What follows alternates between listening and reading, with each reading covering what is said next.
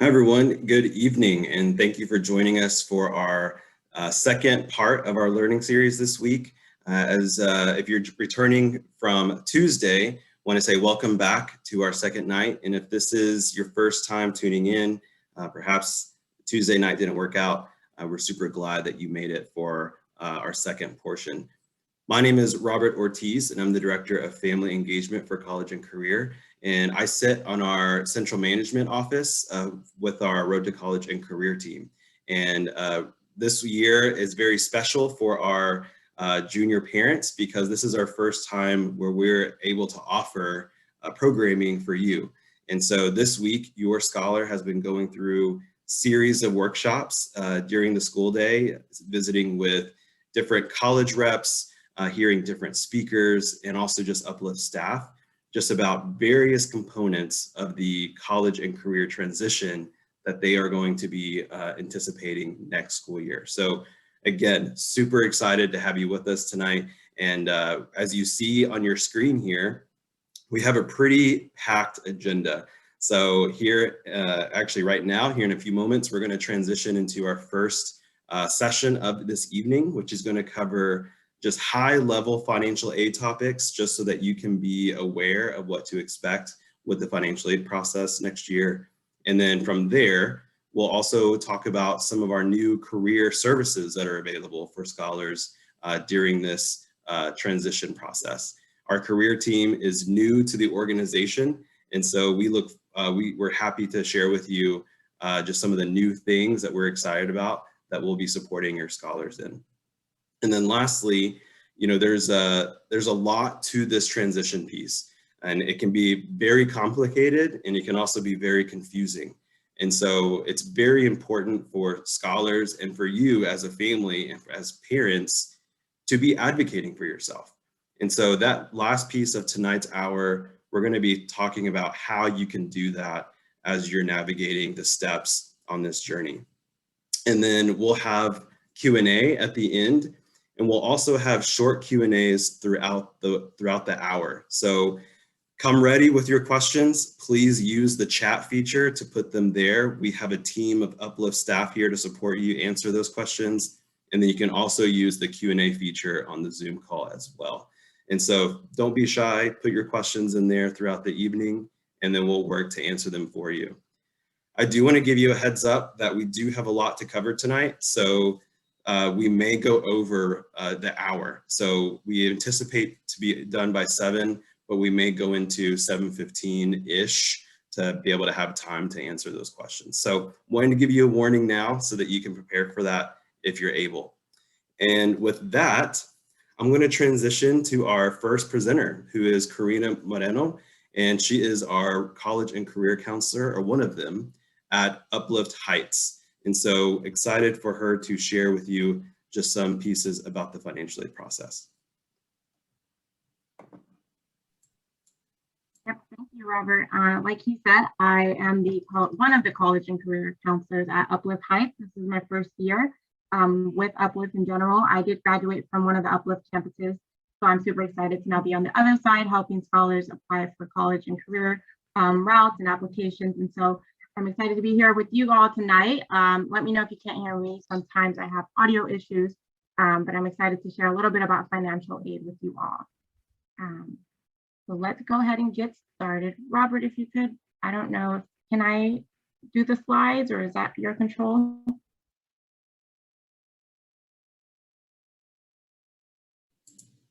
Feel welcome to give me. Okay, I am ready for my slides.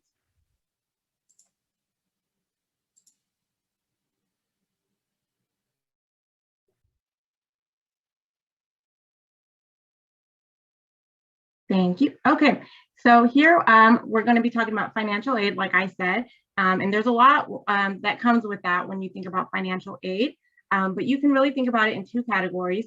But essentially, it's money to help you pay for college and career school. So whatever route, whether that's going the college route or trade school route, there are financial aid options that come with that. And so there are two categories that we'll look at tonight, and that will be in terms of free money and the money that needs to be paid back. And so when you think of free money, you have several stuff, as you can see underneath that.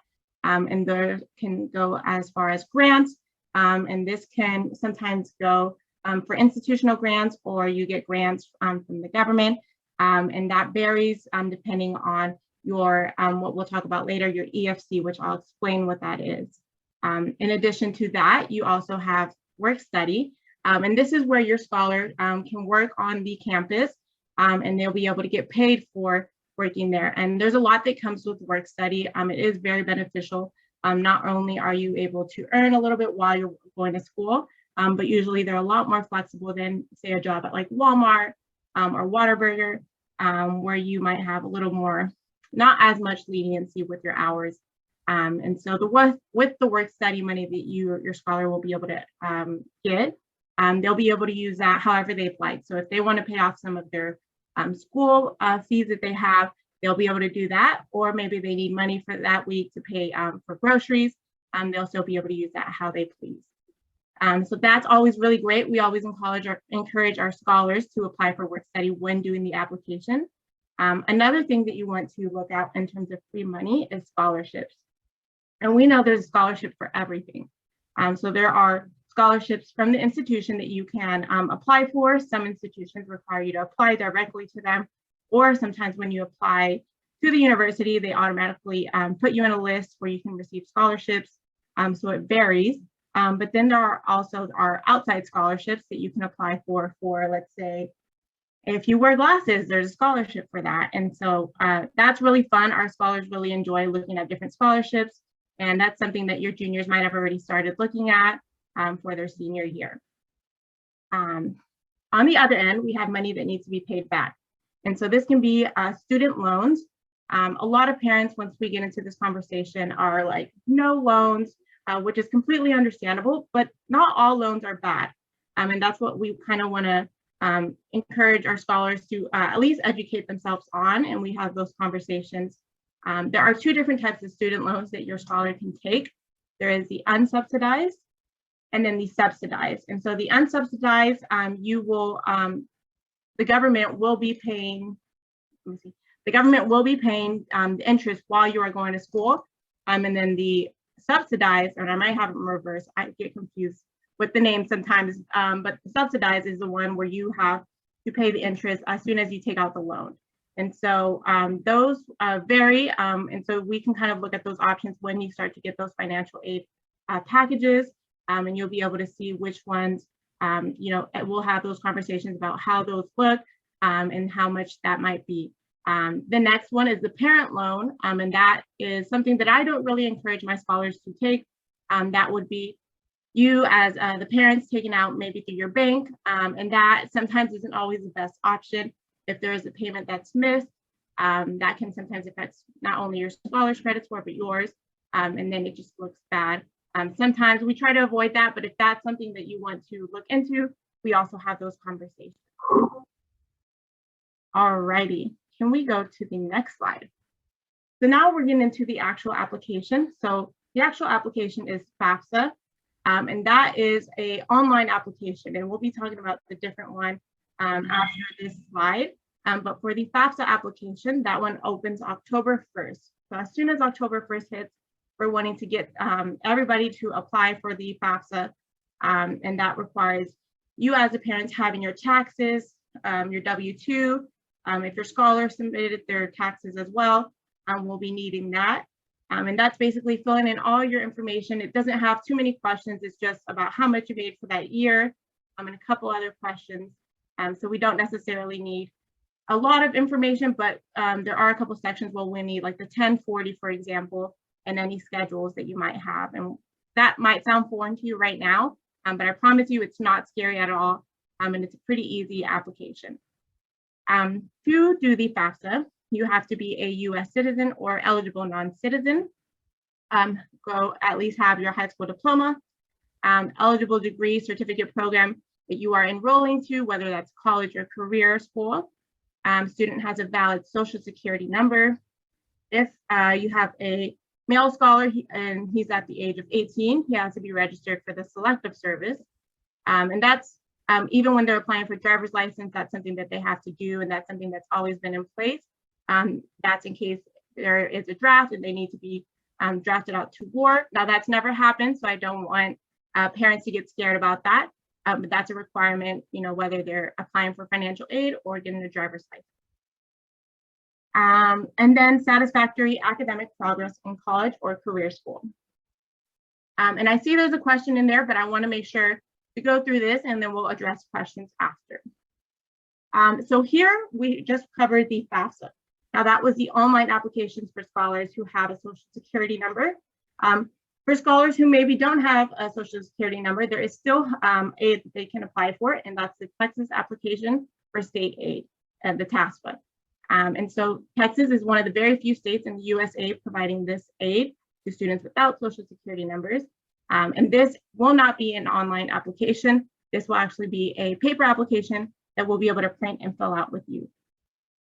And so that is the TASFA. That is also October 1st. We want to go ahead and start doing those applications. Same requirements. We need your taxes and W-2. All right, next slide, please.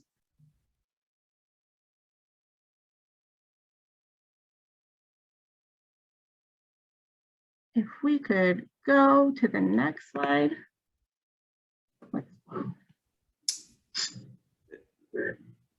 Karina, do you see the verification slide? No, it's still on the task force.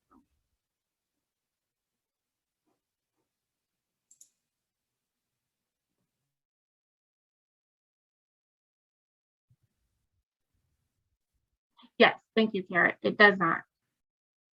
But the task was the same. It does not affect the student's eligibility for aid. There's still aid to be able to apply for through the TASFA. And verification now. So once your scholar has filled out that FAFSA or TASFA, their schools will receive that and based off an EFC, which I kind of discussed earlier, which is the expected family contribution. And that will be a number generated after you complete that process that will be sent to the schools. So that number will be able to be sent to the schools and they'll be able to determine how much aid they're going to be providing for your scholar. And so that can vary from 0 or, depending on what your taxes information included, it can be a higher number. And that will determine how much your scholar will receive. And then that will be, we'll receive those award letters once they kind of figure out how much aid they're going to be giving. And then we'll be able to work with that and see if what we need to do further steps, maybe loans, maybe verification, which I'm about to go into now. And so verification is something that our scholars sometimes run into. It is selected at random, so it's not anything bad. It can sometimes happen if maybe you have some incomplete information on the forms, so the FAFSA or the TASFA, if they need further information for, or if they just require extra documents, specific documents, they'll have you do the verification steps. Verification forms can look like verification of income, so maybe they just need a copy of your taxes again. Maybe they need a verification of household size, and they need to see, how many people live in the house again, how many are going to college. So those are some of the forms you can maybe expect to see if your scholar gets selected for verification, which again is not anything bad. There are usually different forms for different schools. Usually when you are selected for verification for one school, you'll most likely get selected for verification for the rest of the schools. So that's something to kind of keep an eye out. If that is something that your scholar runs into, we can definitely have those meetings together and figure out which forms are required for each of those schools. Again, this is something that we want to do early, just like the FAFSA. October 1st is when we want to do that, but as soon as we get word of verification, we need to go ahead and take care of that as well. And so that's a little bit of an overview for financial aid. I know it's still kind of a little foggy area, but definitely something we'll be talking a lot more now that your scholars in their junior year have gone over their safety schools in terms of schools that they'll be able to apply to that are financially, in an area where they can, expect to see a good amount of aid. And so if you want to see more information, you can definitely go to the studentaid.gov website. There's information about aid programs and links to free scholarships and college searches. There's also an email, or just reach out to your scholars RTCC team. And so that is a little bit about that. I think we are still within time. I will go ahead and do questions and answers. I think I saw one earlier. Yes, Irma. So she says, if a parent does not have a valid social security number, does that affect them without receiving financial aid? And that's perfectly fine. In those instances, we just put 0, and that's how we're able to still complete the process. There is at the end of the Fafsa process where you have to do like an electronic signature. In those instances, if you are not able to kind of create an account through the online portal, you'll be able to sign it through a paper copy, and that'll be just fine. So it doesn't affect at all your scholar's aid for their school. Good question. Are there any other questions I can answer?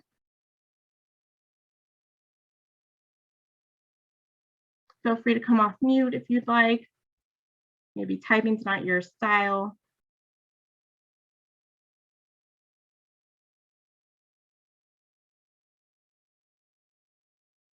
For the grant, I can say that can range to as high as $6,345, depending on what your scholar qualifies for.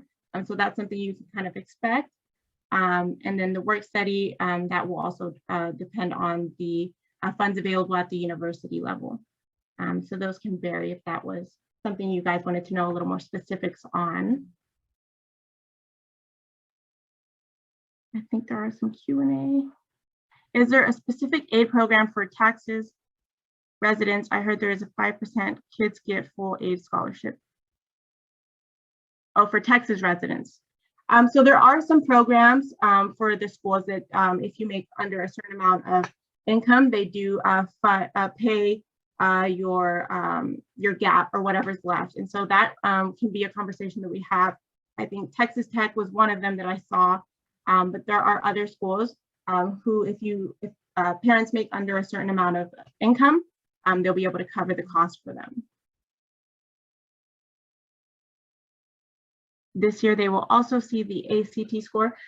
So that's a good question. The ACT score, or the ACTs, is something that they're still considering if your scholar was to apply using their ACT scores. Some schools are still test optional, meaning that they don't have to submit their ACT scores if they don't want to.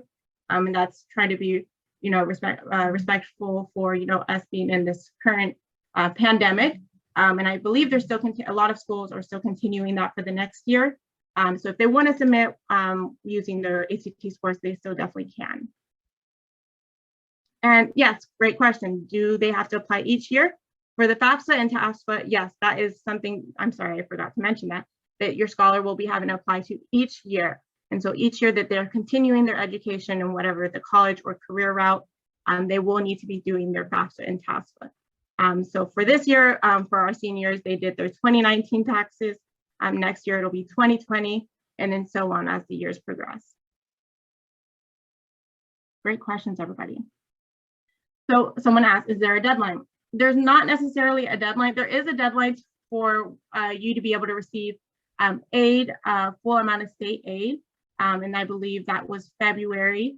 So there is a point where we want to make sure all scholars have already submitted by, but scholars can still submit, up until, maybe the weeks prior, which is not recommended. It is something that you want to apply to as early as possible, because the longer you wait, the less money that becomes available. And so you'll be wanting to apply earlier to receive those, better financial aid packages. Do the parents fill out FAFSA on their own, or does school help? I'm sorry, I lost the question. I don't know if it was answered. But the parents will fill it out with the scholar. So there are different sections. There's the scholar section where they'll put their information. And then there is the parent information in terms of like taxes, if you're married, when you were married, and just kind of questions to kind of determine, what the situation looks like to help with the aid. And then it'll go back to the scholar if they submitted their taxes for that year. If they haven't, then you'll just put all zeros. If they had a job during that year, you can put that amount. But there are different sections, but it's all within the same application. And Robert, let me know if I'm running out of time. I'm going through these questions. Yeah, no, that's great. We will take a moment now to transition into our next presentation. So keep those questions coming. This doesn't mean that we're not going to circle back to the questions that you're putting in the chat or in the Q&A portion. We will just come back to those at the end of the hour. So please keep sending your questions in. We're going to take a moment now to transition to our next presentation, which is going to be on career services, career exploration, and what types of services are available for your scholar during the college and career transition. So I'm going to take a deep breath, take a pause, get in transition mode, and then at this time, I'm going to welcome Hannah Hendricks, who is our manager of career exploration and experiences, to guide us in the next 10 to 15 minutes or so. So hi everyone, my name is Hannah Hendricks. Like Robert said, I'm the manager of career exploration, and I'm super excited to talk with you all today about career development and career services at Uplift and what that looks like for your scholars and what is available to them as they're transitioning into their senior year, and just some of the things that they can expect. Before I do that, I am going to introduce my team once the slides sort of go through, because it's not just me that is a part of our career team. There are two other individuals that help lead the work that we do here at Uplift. And our career development team actually sits at the central management office. So we function in a way where we are supporting your campus's college and academic counselors, as well as your scholars, Dean of College Prep, to implement a lot of different career-based initiatives and career support for your scholars. And then Robert, I am still seeing the transition slide. I believe it may be my end that is causing the delay, and so I'm still trying to, on my end it has the team headshots, so I apologize that it's not making its way through. Do you want me to start by sharing my screen? Sure.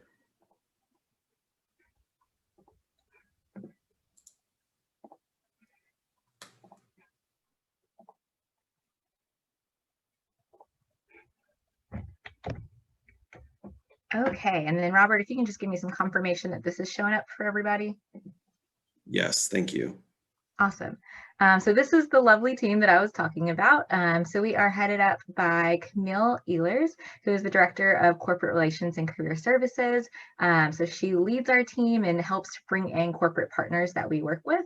And I'll talk about what that means for your scholars in just a little bit. I touched on who I am, but I work with 9th through 12th grade scholars to explore career options and really learn a little bit more about what options are available to them and what careers and salaries and things like that can look like. And then we also work with alumni. So once your student graduates from Uplift, they get a chance to work with Tia McLean, who helps provide alumni career support services. And that can range from a variety of different things to helping your scholar apply for that first job, looking over a resume, or even securing an internship. And I'll talk a little bit more about that as we continue on as well. But I do want to start first by just explaining a little bit more about what we do. So Robert mentioned at the very beginning when he was, introing us in, that we are a brand new office. And so some of our goals for Uplift and for your scholars are really these that you see here up on the screen. So we want to ensure that your scholars are equipped with resources and support to really make informed decisions. So when they are applying for financial aid, applying for college, or entering into a career choice or the military, we want to make sure that they feel confident about that decision and that they also have the skills necessary to pivot and change course if need be, or if they decide on something different in the future. And we do that through what we call VIPs, which are helping scholars learn about their values, their interests, their personality, and their skills. We also, as a network, have a goal of 90% of our scholars earning a viable post-secondary credential or career pathway. So we want them to take their VIPs and turn that into a viable career that they can have long-term. I mentioned that Camille brings in corporate and community partners to offer different opportunities for our scholars, and that's a huge part of what we do as well. And then we also know that the world is changing, right? So within the last year alone, the world has changed significantly. And so it's also a part of our goal in what we do to make sure that our scholars are equipped to be out within the world in a career space and to maneuver through that successfully. There are a couple of different ways that we do this. So one is on the career exploration side of things, which is really designed to support 9th through 12th grade. So your juniors as they are now, and then when they transition into their senior year, they'll still have these opportunities as well. And so what career exploration means at Uplift is that we're providing them opportunities and experiences to really engage with different majors and careers. And that can look like a lot of different things, from hearing from a career speaker to going on a field trip that helps them really visualize and see what a career could be like, and to help them make some of those decisions before they start applying to college or making some of those future post-grad choices. The other way that we reach our goals is through career services for our alumni. So I mentioned that this is the role that Tia McLean supports, and that is providing career coaching for scholars. So as they are in 12th grade, about to graduate, transitioning into alumni status with Uplift, they have this available to them. They have someone that can help review their resume, can provide opportunities for finding a job, securing an internship while they're in college. All of those different things are how we reach those career goals for your students. And I do think it is one of the best ways to sort of visualize a little bit of what we do and some of the experiences that we provide is to see it visually. I actually am going to reshare this because I don't think I shared it with video. So bear with me for just a moment.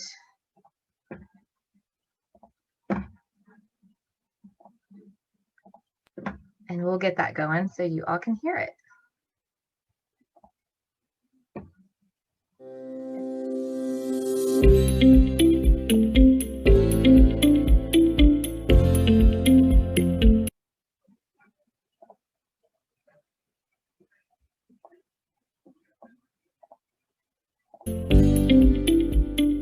When I first entered Omni Hotel, I went to the business route because I know that I want to do business. And so we explored what it takes to run Omni Hotel behind the scenes, and we explored like the rooms, and we talked about the prices and how that's arranged. And then afterwards we talked to the panel, and they talked about their journeys and emphasized on what to do and what not to do in college. Luna in general is just like a college prep school. So when you think of college prep, you think of going on trips. So when you get out of college, it's more like, I already kind of saw what this was like when I was younger. I already know this isn't what I want to do. So it just let me know now that I actually want to do what I want to do in life, which is to create my own business and potentially have my own hotel. I gained a different perspective of the business field. I thought you go to the office and just sit there and write documents. However, like everyone comes together and work together is what makes Omni Hotel function. So I think that's something that I'm looking forward and learning about what Omni Hotel does, and giving back to the community is so important to them. And I know that that's what I want to do whenever I open my own business. I like cooking, and I liked seeing different aspects of the kitchen and where everybody is, and going to the Omni was definitely different, since when you think of cooking you actually think of like real food and stuff like pastries and desserts. So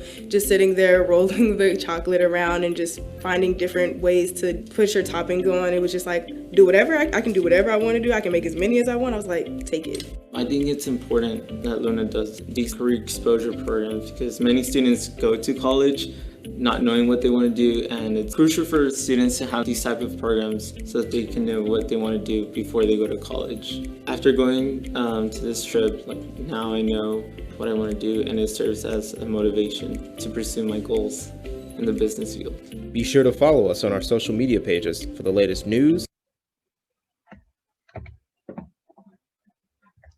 Okay, so I think that video, obviously it was shown in a pre-COVID world, and it was a trip that we took before COVID, but I think it gives you a good idea of some of the experiential opportunities that we provide for your scholar throughout their senior year and also throughout their junior year as well.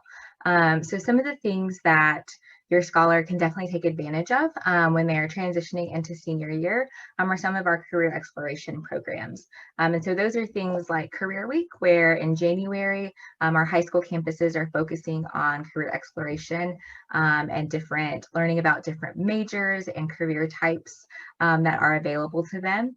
That also encompasses bringing in career speakers that can talk about their own pathway and journey to their career. And that's something that we do virtually and have also done in person in the past.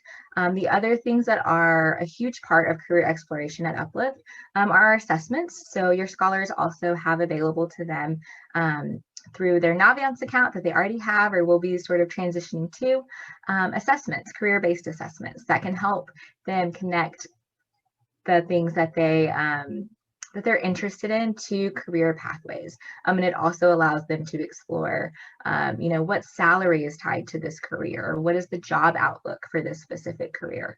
So they have all of those at their disposal. And then we also have mentioned corporate partners a few times. We partner with different companies in the DFW area to provide a lot of experiential opportunities. And some of those opportunities include internships, informational interviews, job shadows, as well as career trips that you saw from a previous year. I've touched on this before, but it doesn't just stop at 12th grade. So after your student graduates from their Uplift campus, they are still going to have career support available to them. And so that looks like a variety of different things. It looks like events where we are supporting our alumni learn more about career development or resume building, job searching, different things like that. It also looks like connecting them directly to those opportunities. So we actually have an Uplift alumni job board where alumni can come look at positions that are available, internships that are available, and apply to those from the job board. We also additionally to that, we have an alumni LinkedIn page where alumni can connect there, learn about the events and opportunities that we have, and receive support that way too. And then some of the corporate partner piece that comes into play as we help find scholarships and different things like that. And then we also love to make it fun as well by having challenges and prizes to really engage with our alumni to really dive deep into their career development and tackle some of those things like mock interviews and having your resume reviewed. And then a huge piece of our alumni support is still offering that career guidance. So that one-on-one individual coaching is something that your scholar can still receive even after they graduate from their Uplift campus. So I do want to thank you all for listening to me talk about the career side of things. We do have an email address that is definitely available if you have any questions after this, or if you want to just learn how your scholar can connect to these opportunities on campus through their college counselors and their academic counselors. You can always shoot us a question through that email address, but I will go ahead and open it up for questions.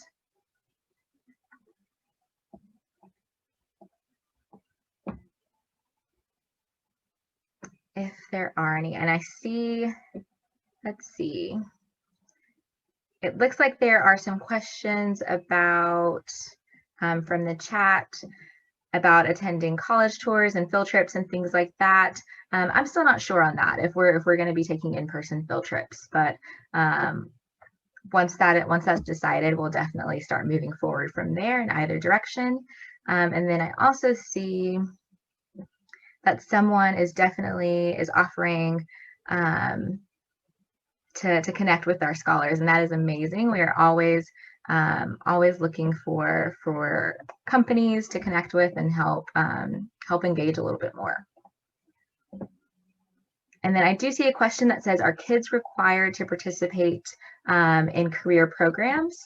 And it honestly depends on the program. So things like internships, things that are application based, they are not required to participate in those. We definitely encourage it because it helps build your resume and different things like that and provide some of those experiences. But there are other events that are participated in campus wide. So that would be maybe something like a career speaker or career week where everyone is participating at that given time during the school day. And then let's see if there are any other questions coming in.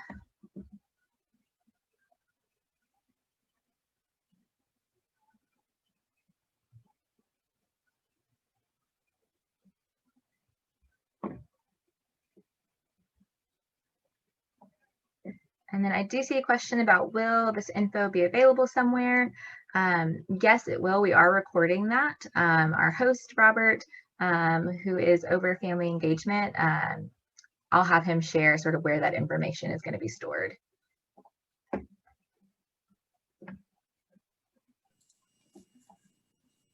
Yes, we are recording this, and so it will be made available after tonight. And so we will send it out to you since all of you have registered. We have your email addresses, so a message will certainly be going out, if not tomorrow, early next week, so you can come back and watch these recordings. So we do have about 5 more minutes, or I would say maybe 4 more minutes, so maybe enough time for 1 or 2 questions for Hannah around some of the career exploration and exposure pieces. So please put them in the chat or utilize our Q&A feature. If you would like to come off mute, raise your hand and then we can help do that if you would prefer to ask your question that way.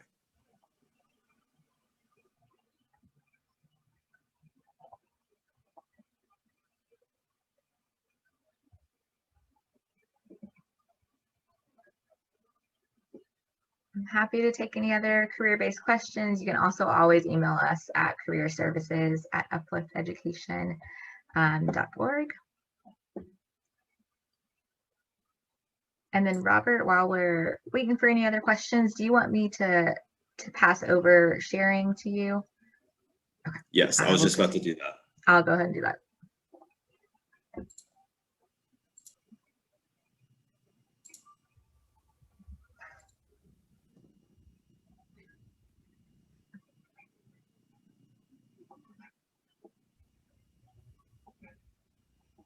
And then I do see a question in the Q&A box about work study type of work that Uplift offers. And so we actually don't offer work study, and that is solely just because it is something that's offered at the college level. So it would be a part of your financial aid package that you receive that allows you to work on campus to receive those financial aid funds.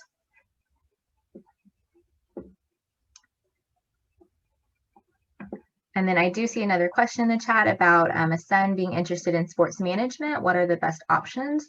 And sports management as a major is actually becoming a lot more popular. So that can be something that your scholar searches for. Sometimes it is an emphasis or a specialization within either the business school or even within, sometimes it's paired with things like kinesiology or physical therapy.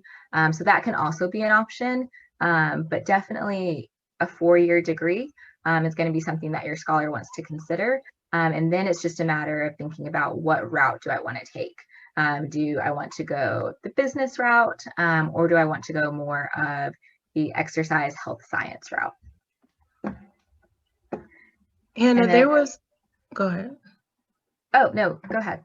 There was a question in the chat. I believe it was answered, but I just wanted to clarify. There was a question around what work study options Uplift offers. And so I know there's a lot of terms being thrown out today around financial aid and career exploration, and it's just a lot to take in. But work study, if you're asking particularly around college and university work study, that question was answered in the chat, or the Q&A, excuse me. But we do offer work.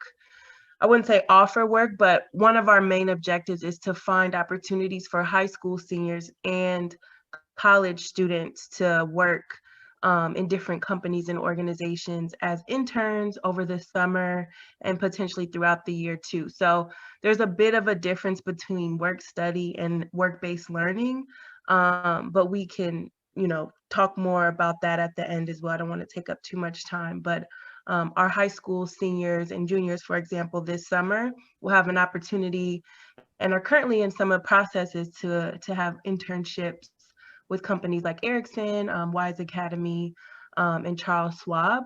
And those are offered through our partnerships with those companies and our paid part-time opportunities. So.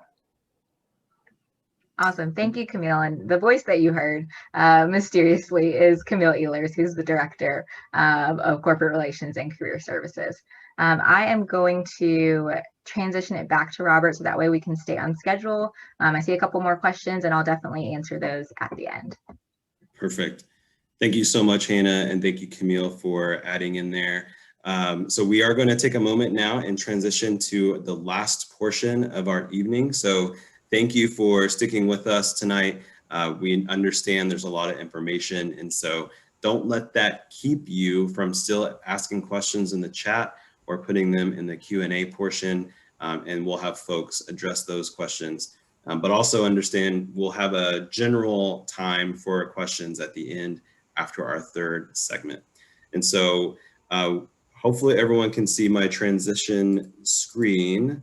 I've now have the title page for navigating the journey, so hopefully you can see it, but Amanda, you can let me know once you get on the call or on the screen. No, Robert, it just says questions and answers. I mean, yeah, questions and answers. We don't see the transition screen.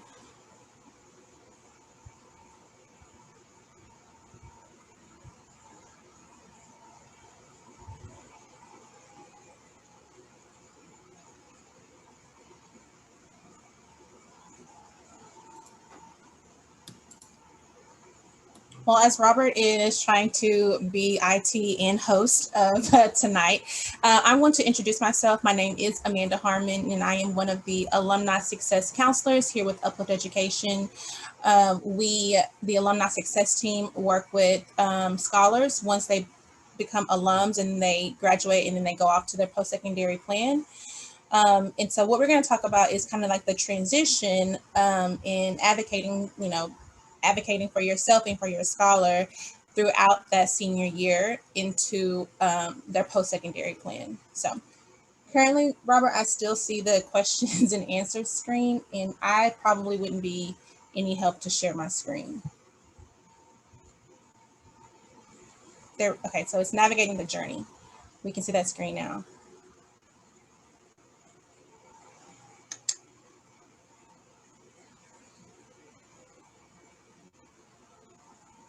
All right, so, you're there, Robert, you were so close. So one thing that or a couple of things, 3 things that I think is super important about being proactive and advocating is, one, as a parent, I think a lot of times your scholars, especially their junior, senior year, they start to think that they are becoming adults and they can do things on their own, and they kind of push you away when it comes to the whole college going process or what their life is going to look like post high school. But I think this is a time where you can really help your scholar. And one way by doing that is staying connected. And we'll talk about several things throughout this session, but staying connected, ways you can do that as you transition or as your scholar transition. One, staying connected with the school. So whatever high school your scholar attends, make sure that you're on their social media pages. Make sure that you are active and you're currently like looking at the, the parent newsletters and the Remind and all those things, Parent Link, make sure you're connected there.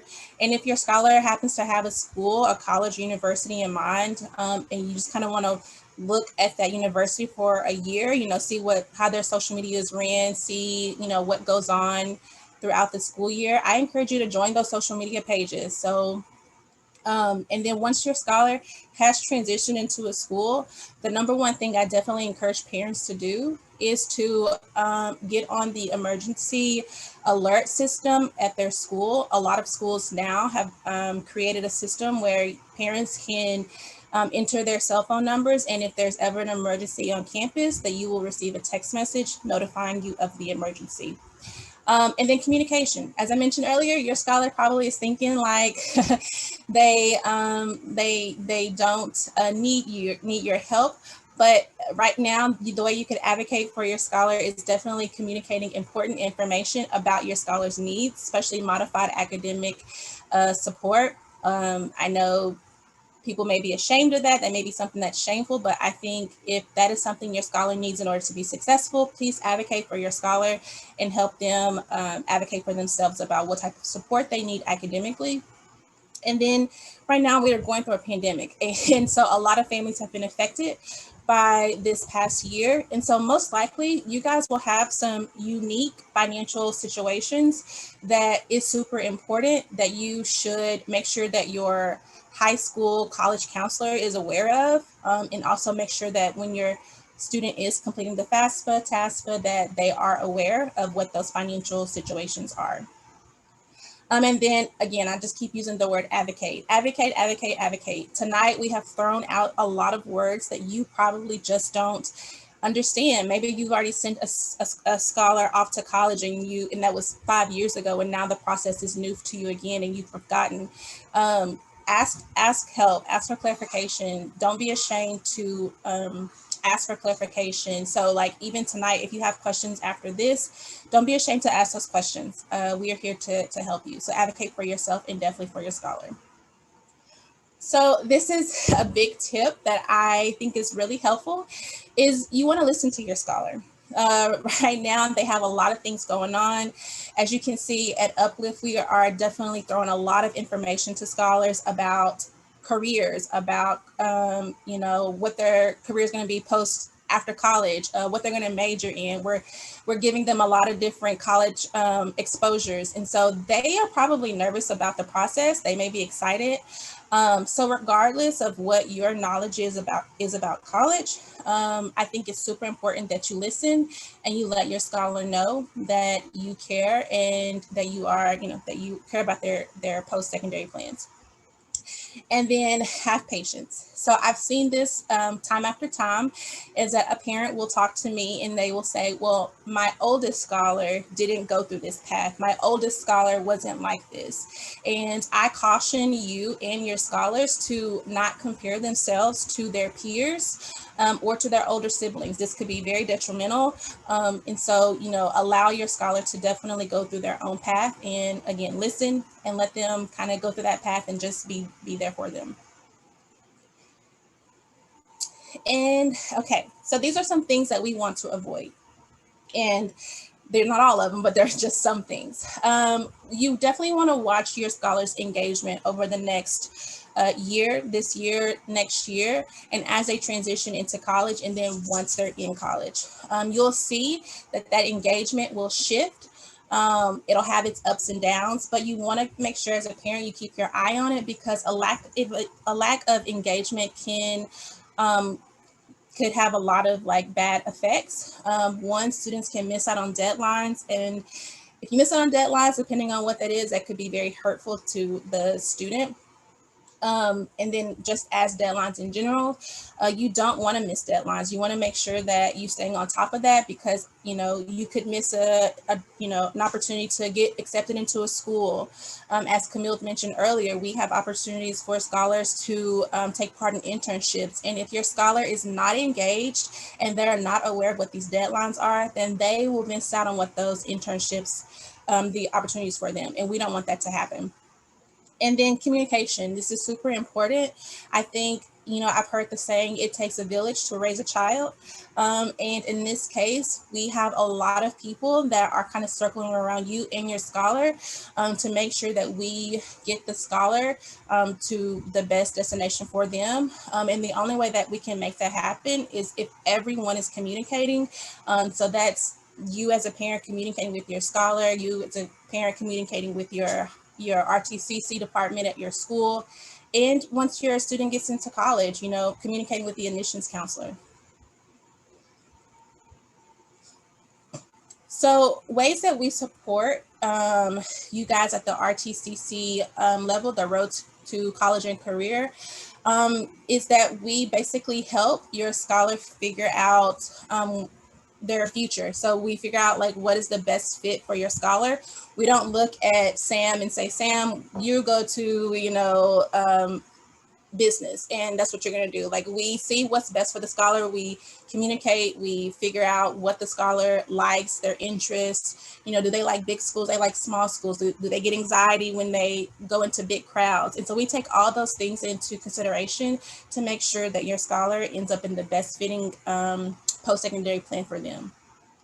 And then, as Hannah just mentioned, we have a lot of career exposure opportunities for your scholars. And so we are just building our career exposure experience, and Hannah has done an amazing job thus far. And so over the next year, your scholar will have an opportunity to learn a lot more about their options post-high school, yes. And then family involvement. Tonight is a great example of how we are trying to enhance our family involvement programs. And so continue to join any type of family sessions that we have. We definitely encourage you to do that, just because this is helping you as a parent have a more sound comfort when it comes to your child making their decision, and you have like an input on what that decision is post high school.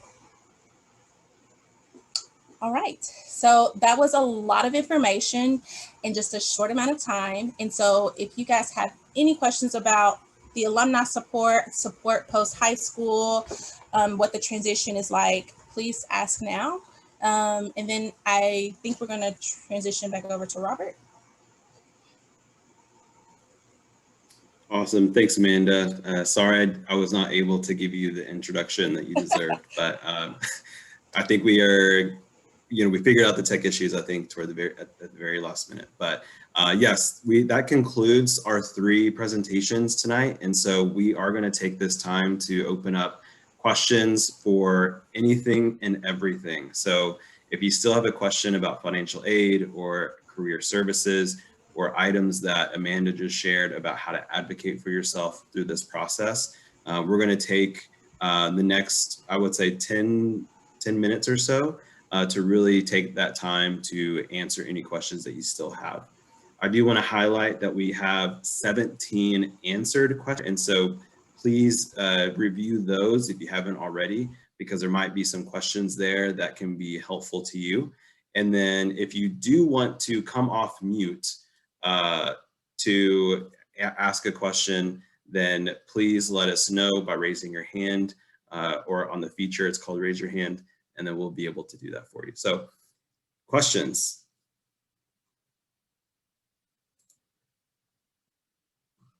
Oh, no. Robert, I see, I think her name is Antiza. I've been seeing her hand raise up a couple times. I'm not sure if she's been. It looks like there's a question in the chat, and I can answer that, or in the Q&A. And so the question was, for summer internships, do you contact your road to college and career counselors at the campus? Yes, you do. So if you're, for your scholars that are 9th through 12th grade, you'll work with your college counselors on your campus. And I send out all sorts of opportunities and options for them to those college counselors. And so they're going to be the best person to connect with. Once your student graduates, that is then when you can work with our career services on the alumni side. But until then, your college counselors are still going to be the best people to reach out to get a hold of those opportunities.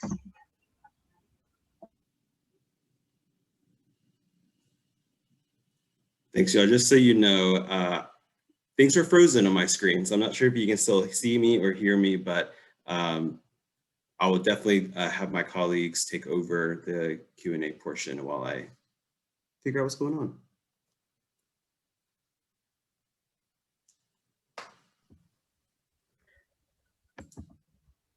I want to add a little bit to that question too, and just in general, based on some of the conversations we were having in the Q&A box, your junior will be actively involved in a career assessment exploration process starting, they should be now, but like it's an ongoing process. So it's not that by the first day of school or by the first semester, they should just have like their plan mapped out for the rest of their lives or anything like that. But the career assessment will help them refine how their skills and the interests that Hannah mentioned kind of match up with different majors. And from that major choice or that major declaration process, they'll look at colleges that offer that major, colleges that are affordable, that their FAFSA qualify them for.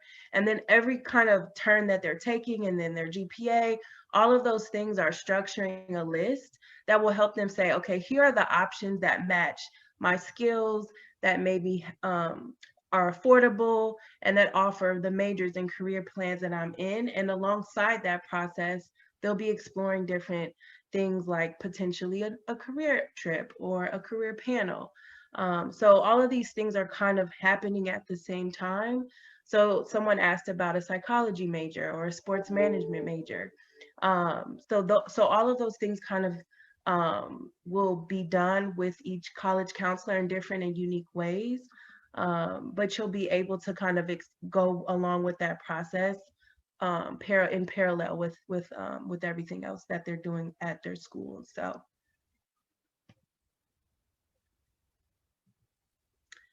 someone asked about the Promise Grant, and I do not have context on that. Yes, Irma, I saw your question earlier. I'm not familiar with the Promise Grant. Are you talking about the Dallas County Promise Grant? Is that what you may be talking about? Okay, yeah, so that one is covers the cost of tuition at any of the 7 Dallas college campuses. So initially they were the, El Centro, Mountain View, which they still have their names, but they've now combined together to be Dallas College. And so if any of the 7 campuses, the Dallas County Promise Grant covers the cost of tuition. I can definitely send you the link for how to register, and that's something that we can talk about if your scholar is interested in going to the community college, to a 2-year school, and that's something that they can apply through and become eligible for. And it's a deadline varies, but I'm looking here, they have the 2020 deadline, so I'm not seeing it for this 2021 year. Okay, and I'm hearing Camille saying that scholars don't qualify for Dallas Promise, which is perfectly okay because we have alternative ways that we can still apply for aid regardless of not being able to do the Dallas Promise. We still have, the grants that we can apply through institutional or through the government.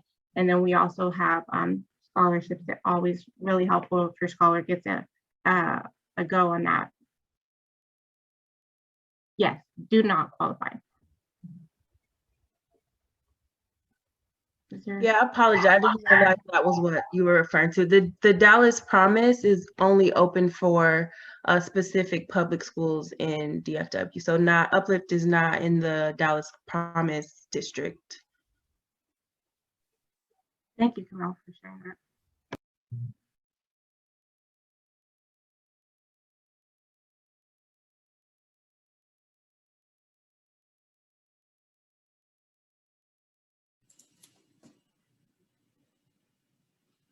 Okay, I'm trying this again. Sorry, apologies on the technical challenges on my side, everyone. It's going in and out, but these are great questions, and thank you for the team on answering these questions. We are a few minutes over time, so I think we can still take maybe 1 or 2 more questions before we wrap up. And just want to say thanks again for your patience tonight as we got through all of that information. And so this is a pretty general question, so great question. How do we know what our scholars can apply for? And so I'm assuming that's related to financial aid. And so something that was mentioned earlier, and I think what's hard about this transition and this preparation process is the answer is sometimes or oftentimes it depends. And so very rarely is there a yes or no type answer, because it does depend on a lot on the scholars' choice of schools, what majors are they interested in, do they live in Tarrant County or Dallas County? And so there's a lot of factors that goes into play when determining eligibility for various financial aid opportunities. So it was mentioned in the chat, and this is really the best thing that we can provide an answer for, and that's get to know your Road to College and career teams, which is something we also call RTCC. And so RTCC, Road to College and Career, those are the same thing.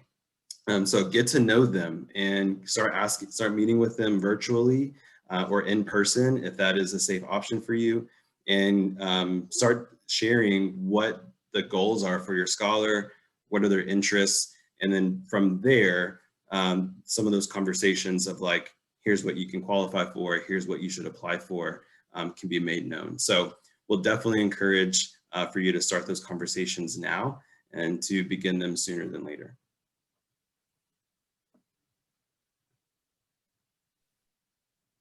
And kind of like what Robert said, I want you guys to find comfort in knowing that, you know, while we have these conversations with your scholars, you know, not only are we looking at, oh, this is a great financial aid package, but just ensuring also that they're going to an institution where we know they're going to be able to thrive.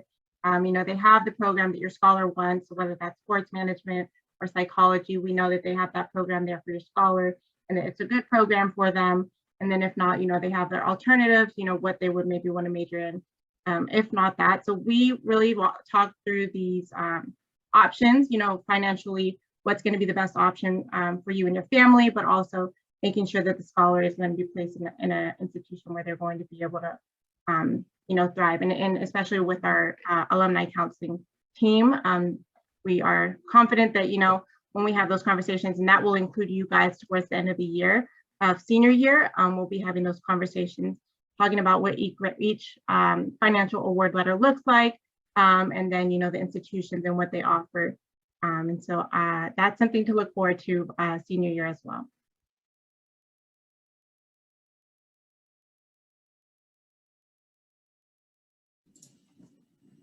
All right, well, I think that brings us to a great close.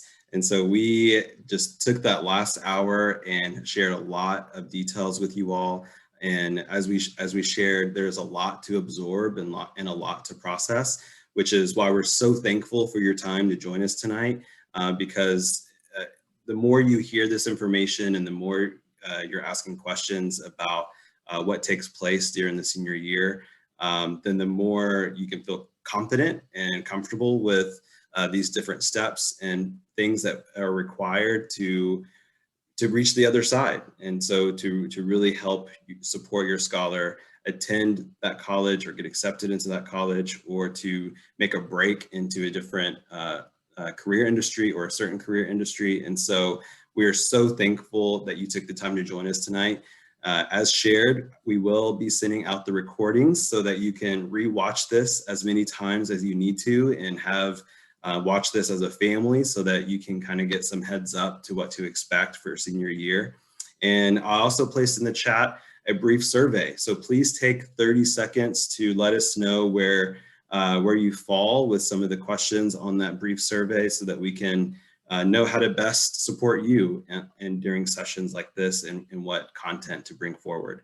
I also listed a email address, and so it is rtcc@uplifteducation.org. So that is a general email that if you have any type of questions, or if you want to get connected with anyone, that's a good place to go to, and we'll be able to connect you with someone that can help you out going forward. So with that, again, thank you for your time. We're super excited as you embark on this journey with your scholar next year, and we are with you through everything. So as mentioned tonight, we will have more things to come up. We'll have dedicated times where we can connect with you to make sure that all the boxes are checked and that you're best informed going forward. So we are here for you, and we look forward to walking with you on this journey in this next school year. Take care and have a great night.